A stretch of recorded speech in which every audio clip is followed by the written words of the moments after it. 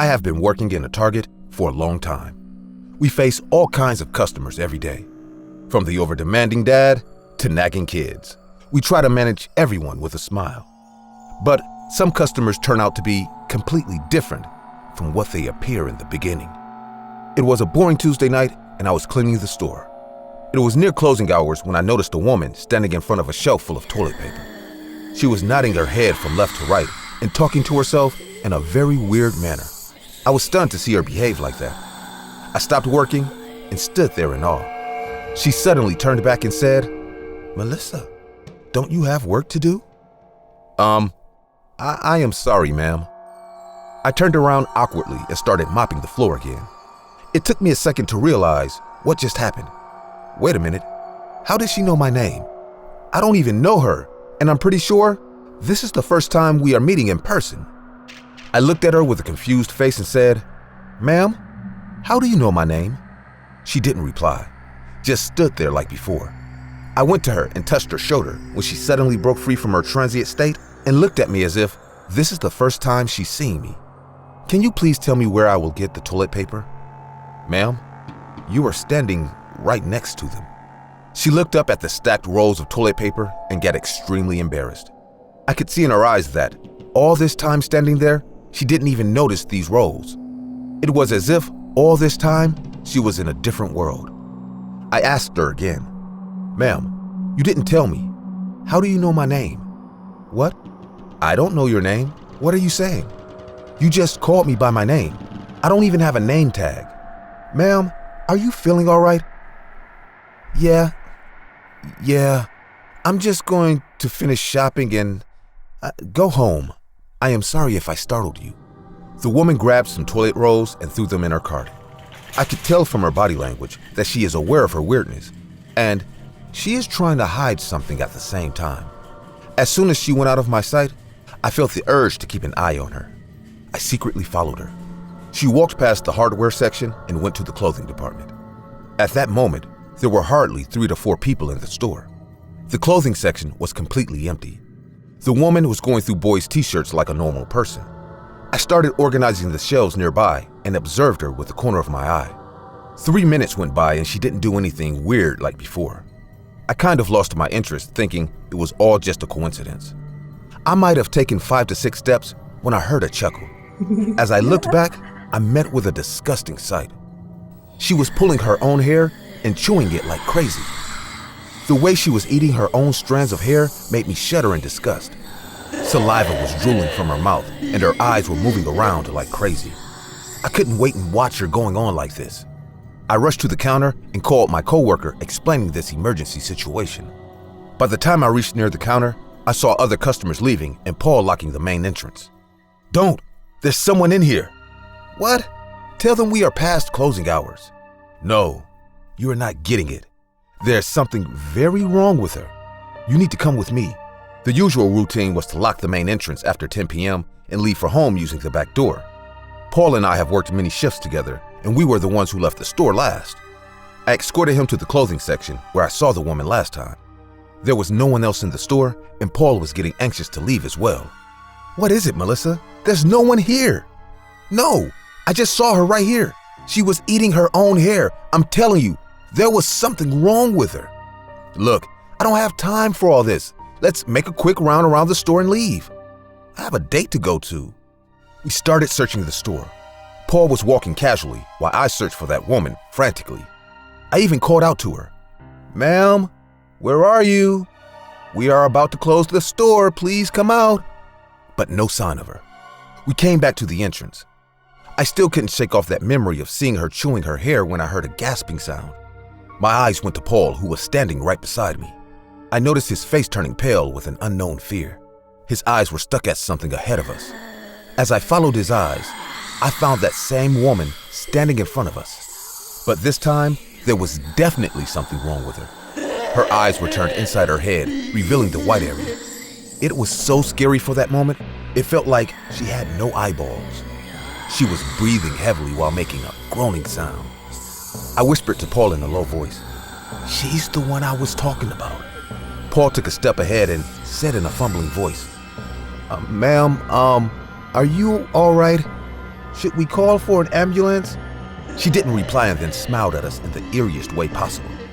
I took up my phone and started dialing paramedics because it was clear by then that this woman is not in the best shape. I was about to make the call when the woman started to choke. She was choking on the air and gagging in pain. It was as if something is stuck in her throat. Her gags soon transformed into horrible coughing, and Paul and I just stood there cluelessly. We had no idea what was happening to her, and we were so much taken aback by this terrible sight that we forgot to act on it. She slowly crouched down on the floor while coughing and gagging. "Oh my God, she's about to vomit," Paul said in disgust. But what happened afterwards, none of us expected to see. The woman shoved her index finger inside her mouth and started to pull something out of her throat. It was a freaky, scary sight to watch. After a few seconds of suffering like this, something actually started to come out of her mouth. Once she took her fingers from her mouth, we saw what it was. Believe me or not, that woman pulled out almost a ball of hair strands from her throat. Yes, all that hair she ate back then, she pulled it out from her stomach. I can't tell you how slimy and filthy it all looked. But there we were, watching this awful scene like statues. After discharging a pile of saliva-covered hairballs from her mouth, she got up and turned to Paul. Her inverted eyes turned back to their normal shape and she said, "Please, help me. She's trying to replace me." "Who? What do you mean?" Paul asked her, but before she could reply, something inside of her started to break her bones from within. Her body was bending upwards and downwards, sideways and in every direction possible, like crazy while her bones snapped. It was a scene from an Exorcist movie, and we had no idea what the hell was going on with her. I didn't wait anymore and called the paramedics. Paul screamed in fear as neither of us were able to witness this woman turning into a vegetable with her bones breaking one after the other. By the time the paramedics reached us, she was lying on the floor, wrapped and folded like a garbage bag and barely breathing. Her eyes were popped from its sockets with enormous pain and fear. Even though she was taken to the hospital, she couldn't be saved. Paul took a leave to get his shit together and didn't discuss a word about that woman or that night to anyone. But I couldn't just let this matter go. A few days later, I went to the hospital she was being taken to and asked the nurse about her. I had to give quite a description of her condition, and the nurse recognized. "Oh, you mean Miss Ruby? Yeah, it was bound to happen anyway." I obviously got pretty shocked with that kind of reply and asked, "What? Why are you saying that?" The nurse told me she knew this woman from her neighborhood. Ruby lived close to her house. She had no family and was on her own, and she worked as a medium in seances. The nurse also told me her profession took a huge toll on her, and that in her last seance, she got very sick as the spirit denied going back. I understood why she said someone is trying to replace her that night. All her spooky behaviors were the result of being possessed. I don't know if all that is true or she was just a very sick individual. But trust me, the way Paul and I witnessed her bones breaking, it has to be some evil force lurking inside her at that moment. There's no human on earth who can break his or her own bones like that. Often at night, I woke up imagining those snapping sounds and her gagging voice trying to ask for help as the uninvited guest took over her body. Hey guys, I see many of you commenting on my videos that this channel deserves 1 million subscribers. But I also see the percent of people who watch my videos aren't actually subscribed to the channel. So, if you like the content, want to support my channel, and want to see this channel reach 1 million subscribers, or maybe 500,000 subscribers, then go ahead, subscribe, and hit the bell icon. It's free, and you can always change your mind later. I was going through my shopping cart when my eyes went to a girl standing near the counter. She was scanning the entire Target store with her nervous eyes. It was near closing hours, hence, the store had very few customers. There were 2 other people at the counter. The manager was a 50-year-old man with a sharp face. I noticed him staring at the girl with a not-so-gentleman look. The girl was wearing a flower-printed short skirt and a red tank top. Honestly, she was attractive, and I immediately realized why she felt uncomfortable standing near that counter. It was clear from her face that she was hesitating to approach the man at the counter. Once those 2 people left the store, the girl moved her cart away and started going back to the store shelves again. I couldn't help but ask her, "Hey, is everything all right?" To which she replied, "Yeah, I just forgot to get some snacks." I could have just bought my stuff and left the store, but I decided not to leave the girl alone with this weird dude at the counter. "Care for billing?" the man at the counter asked in a rough voice. "No, I would just wait for her to come back," I replied, pulling my cart aside. Needless to say, he wasn't happy at all as I robbed him of one chance to be alone with an attractive girl and make her uncomfortable in every possible way.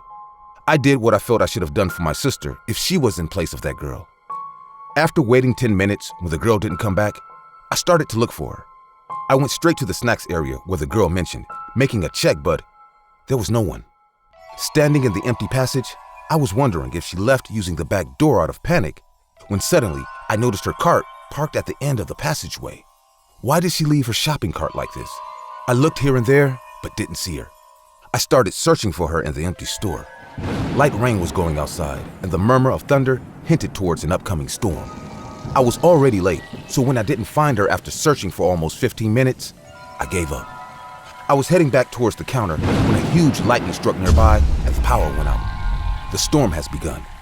Heavy winds blew like crazy, making the store's glass wall tremble with its pressure.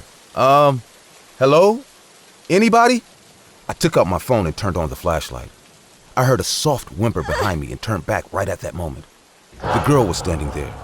She was covered in sweat, and tears rolled down from her eyes. "He locked us inside." "What? Who?" "The man at the counter. He's a freak. He had a gun. I have seen it." I had no idea about whatever she was saying. I looked at my phone and saw there was no network. "The phones aren't working, right? How did you?" "He is probably looking for me now. He's gonna kill us both." I couldn't decide what to do at that moment. The girl was saying really scary things about that guy at the counter. I had to act on this matter, so I decided to check the exit first. She said the man locked the exit. But why would he do that? I mean, yeah, he appeared like a weirdo to me, and yeah, he was trying to flirt with that girl. But is he really a killer roaming around this empty Target store? I calmed myself down and said to the girl, "We should go to the front door and check if we can open it. Also, we have to get out and call 911. There's no signal inside the store." The girl nodded her head and started to follow me. We were walking side by side. There was pin-drop silence, and in that huge store, I felt like we were going to get lost in the dark. The storm was roaring outside, and I could hear the nervous breathing of that girl. I wasn't able to figure out which way is the main door in that excessive darkness. Also, my mobile's battery was draining out. I gave my phone to the girl and said, "You wait here. I'll go grab a flashlight." We were walking amidst the hardware section. I could almost see flashlights hanging, so I walked ahead and grabbed one. I was about to walk back to her when someone grabbed me from behind and pulled me aside. Whoever it was placed a hand on my mouth so that I couldn't scream. It was a strong hand, and it pinned me on the other side of the huge shelf. Out of shock and panic, I turned on the flashlight, and it was him, the weirdo from the cash counter. His eyes were wide, and blood was dripping from a cut on his forehead. He spoke in a low but panicked voice. "We must get out of here. That girl is out of her mind." I was extremely surprised, thinking, what the hell is he talking about? He is the one who chased her like a killer. The man took his hand off from my mouth. "What are you saying? She told me you're the one who was trying to kill her." "What? She's the one who attacked me. Hey, did you get the flashlight? Hurry up, we need to go." I saw the girl walking towards us with my phone in her hand. As soon as she reached close, the power came back, and I found myself standing between the man and that girl. They both saw each other, and their faces turned pale. "Will anyone tell me what's the deal with you two?" This man said that you attacked him. "What? Look at him. Look at me. He's lying. Didn't you see how he was checking me out at the counter before? He is the reason why I scared off that moment." "Oh my God, she is such a lying bitch, I'm telling you. Please believe me. I saw her lunge over that dead body in the storeroom. That's when she tried to attack me. She's the one who hit me on the forehead with a spanner. I don't have a single drop of blood on my hands. You murderer, don't trust him." Now think about my situation. I had no idea what these two were saying. So to get my head straight, I asked them to take me to that body in the storeroom. The man walked ahead, and I followed him for not having any other option. The girl went on saying how I should not listen to him, but I had to consider both sides. When we reached near the storeroom, the man opened it in one go saying, "Look, there it is." There was indeed a bloody body of a young woman on the floor. Her mouth was slit open in a pretty gruesome manner. It was so violent that one could barely stand the sight. Her eyes were jumping out from the sockets, and blood was everywhere. Oh my God, we need to call the cops. Yes, and put this man in jail for what he did. What? Me? I didn't do anything. You're the one sitting near this body. I'm gonna tell the cops what I saw. Yeah, obviously, because I found her when I went back to get those snacks. So you mean she was already dead when? I immediately hit the guy in the head with all my strength. He fell on the floor screaming at the top of his lungs. You were right. He is the murderer. Let's go. We have to find a way out. I was telling you he is the one. Thank you so much for trusting me over him. I found the woman in the storeroom. I swear, I was just checking her out, and when I turned back, I saw this guy standing behind me with an evil look on his face. I mean, he was behaving really odd the moment I entered the store. He came at me, so I grabbed the spanner from the storeroom and hit him in my defense. Trust me, I just did that to save myself. That's when the power went out. I met you all freaked out. Yes, I trust you. Don't worry. I took the girl towards the entrance and told her to wait near the door. There were 2 locks on that door. I walked straight to the counter and picked up a keychain full of keys. The girl stood beside me and I opened the first lock of the door. She said in a relieved voice, "Thank God, we will finally be able to get out." I thought this night would be but she didn't finish her sentence. She started to step back nervously again. How did you guess the key right at the very first attempt? What? How did you find the right key at the first attempt? Look, I really don't know what you're trying to say. It was just a wild guess. You're the one who killed that woman, right? And now you killed that man too? Oh my God, he was telling the truth? Well, I couldn't lie to her anymore. I was anyway going to take her to some unknown road, slash her neck, and dump her body in the woods. Then why not do it now? I gave her a friendly smile, but she still didn't stop being afraid of me. I tried to calm her down, but she made me chase her the entire store. The more I laughed and tried to make things comfortable for her, the more she screamed. I mean, think about it. What other option do I have? I was returning home after finishing my final kill of the night. I put the body of that woman in the storeroom and was all set to leave. My intentions were all good. I knew that man was being a creep, so I waited for that girl, but look at this dumb bitch. She had to go back and sneak into the storeroom for no fucking reason. She had to find that body. I could have already hit her from behind when she lunged on the dead body and watched it with scary eyes, if not the man came in the same direction.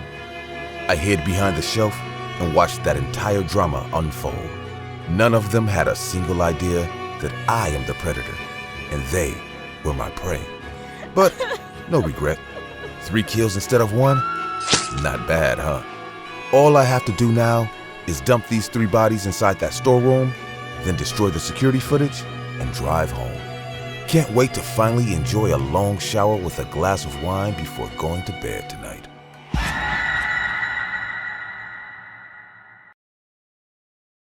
I was 10 and my sister was 6 or 7 years old when this incident happened. We lived in a small suburb with less entertainment. The only thing we looked forward to was the weekends. Because on weekends, our mom took us to the city park and then for a small shopping trip where we could get any toy or chocolate we wanted. There was a Target store across the city park where we used to go. Being a huge Target store, it was our ideal spot to play all kinds of games. I still remember running among the high-rise shelves trying to catch each other. But being kids, we were naive. We had no idea that not everyone saw us like cute little children. Some saw us like prey too. After a hectic week at work, when Mom got some leisure, the weekend came knocking around the door. I could tell she was too tired and needed rest. But my sister Martha was adamant to go to the Target store and buy her long-wished Barbie doll. Mom tucked us to bed saying the next day she will take us there. Next morning when I woke up, I found Mom lying sick on her bed. She caught the flu and instructed me not to go near her. "I don't think I can take you out today. Let me call Grandma. She can take you to the park. There's some money on the kitchen counter. Take it and have fun today." I nodded my head and Mom called Grandma, explaining the entire situation. Mom told us to listen to her and not wander around by ourselves. Being the big brother, She set me in charge to take care of Martha. Within a half hour, Grandma pulled her car into our driveway and honked the horn. Bye, kids. Have fun. Listen to Grandma. Mom bid us goodbye, and we ran outside. I sat on the passenger seat, and Martha sat at the back. Grandma told us funny stories on our way to the park, and we began the day with cheerful laughter. When we reached the park, we saw other kids running here and there. The park was an ideal spot for family picnics, so lots of people used to come there. Martha ran to the swing, and I followed her. After playing for almost 2 hours, I felt like getting a soda for myself. The Target store stood across the park. I walked to Grandma, who was sitting on the corner park bench and reading her book. Grandma, can we go to the store? Sure, but just wait some minutes. One of my friends is about to come. We'll go after meeting her. I had no problem waiting, but Martha was going crazy to buy her Barbie doll. She pulled my shirt and said, "The store is right there. We can go and get it by ourselves." Grandma looked at me and nodded her head saying, No, you two wait here. My friend will be here any minute." But my sister has always been a stubborn kid. She started kicking the mud and pleaded to Grandma to let us go. Being fed up with her tantrums, Grandma asked me if I could take her there and wait in the store. I replied I could. Martha and I started walking towards Target. Being a huge store, I often enjoyed exploring that place. Not to mention, the toys section was our favorite, but I liked roaming around the entire store. As we entered the store, we realized it was indeed a weekend because people were all over the place buying groceries, food items, daily needs, and whatsoever. I held Martha's hand because I didn't want her to get lost amidst the crowd. We started walking towards the toys section, and Martha's face lit up in joy. She was ranting about how she is going to dress her Barbie once she takes her home. The toy section was comparatively empty considering the other departments. As soon as she saw Barbie dolls stacked up on the shelves, she let go of my hand and rushed towards them. "Don't run, Martha," I screamed. "Look, there's so many of them. I will buy one on each birthday, then I will have a room full of Barbies." Her eyes dazzled in excitement. I took out one Barbie randomly and said, Yeah, now let's go buy this one. I will get a soda after that." "I don't want that one." I put the Barbie back and asked in a tiring voice, "Then which one do you want? They're all the same, you know." "No, they're not." She then pointed her fingers to a Barbie dressed in blue at a really top shelf, which was obviously out of my reach. I tried to grab that jumping 2 or 3 times, but they all failed. Just when I was thinking of looking for a Target employee to help us out, a woman with a squeaky voice spoke to us. "Do you need help with that?" I followed the voice and saw a woman standing in front of us. For a woman, her physique was really well built. She had broad shoulders and too much makeup on her face. The red lipstick on her rough lips looked like dried bloodstains. She smiled with her yellow teeth and asked again, "Do you need help with that?" Before I could say anything, Martha pointed to the top shelf saying, "Can you get that blue Barbie?" She slowly came close to us and without taking her eyes off me, grabbed the Barbie. "Here you go, little girl. Doesn't your brother talk much?" "Thanks for helping us." "I see you talk really well. What is your name?" "Matthew, and that's my sister Martha." "How sweet. You know what, Martha? I have so many beautiful dolls in my van. Would you like to come and take a look? You can get the ones you like for free." Maybe I was only 10 years old, but I knew this woman is a stranger to us, and honestly, I wasn't liking her at all. "No thanks. We better get going. Our grandma will be here any minute." As soon as she heard me mentioning my grandma, her face changed. "Oh, I thought you guys were all by yourselves." I started to walk away pulling Martha, but being the hyperactive kid, she replied, "Yeah, we are. Grandma is waiting for us in the park." I saw the woman's eyes sparkle with a weird joy. She once again gave her dirty yellow smile and said, "Oh, I see. I'll see you around then." I walked away holding my sister's hand without taking the conversation ahead. I looked back just to see if she is following us and found her standing in the same manner, smiling at us. We reached near the cash counter and stood in line waiting for our turn. There were 4 other people ahead of us, and I remembered I forgot to buy my soda. I told Martha to wait in line and rushed to get my soda can. Making my way among the crowd and cackle of people, when I finally got my soda, I realized Martha might be waiting there all by herself.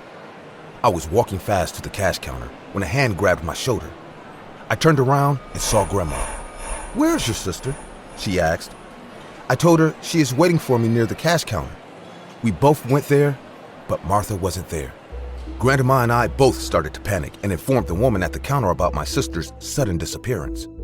They started announcing all over the store, asking for Martha to meet us back here, but she was nowhere to be found. We searched the entire store with 4 employees, and I was terrified that something bad might have happened to her. The store manager called the cops, and that's when I remembered about that weird-looking woman. I told the cops how she was trying to take her to her minivan, saying she had lots of dolls inside it. The police rushed to the Target parking lot and covered it from all sides. Thankfully, they found this damp, rusty black minivan parked at the dark corner. The van was shaking violently, and a cry of a kid was coming from it. My grandma held me back so I couldn't see what those cops saw once they opened the back door of the minivan. Years later, when I grew up, my mother told me all about it. The woman was actually a man dressed like a woman. The cops caught him while he was tying up my sister with barbed wire. Not just that, there were 2 other small girls inside that van. They were heavily sedated, and there's no doubt he abducted those 2 kids too. But once they checked the front seat, they met with an even uglier sight. There was a woman lying on that seat with her face cut off with a sharp knife. Her hair was pulled out and formed into a wig. Her mutilated face was lying on the dashboard of the car with heavy makeup put on it. So basically, when we met that man, he was wearing this dead woman's face, which is why he looked so weird to me. The man was arrested with the charge of kidnapping, abduction, and murder. This woman was his wife, who used to help him by luring kids into his van. But with time, she demanded to be free of this inhumane profession and might have threatened the man to stop or she would go to the cops. What creeps me to the core is that this man not just killed his wife to shut her mouth, he even decided to use her face to appear like a woman in front of kids. And trust me, his plan did work to some extent. When I went to get a soda, he approached my sister again and lured her into his trap. If you ask me, I don't think that man did all these gruesome acts just for money. He is a sick psycho, and I'm glad he is going to rot in prison for the rest of his life.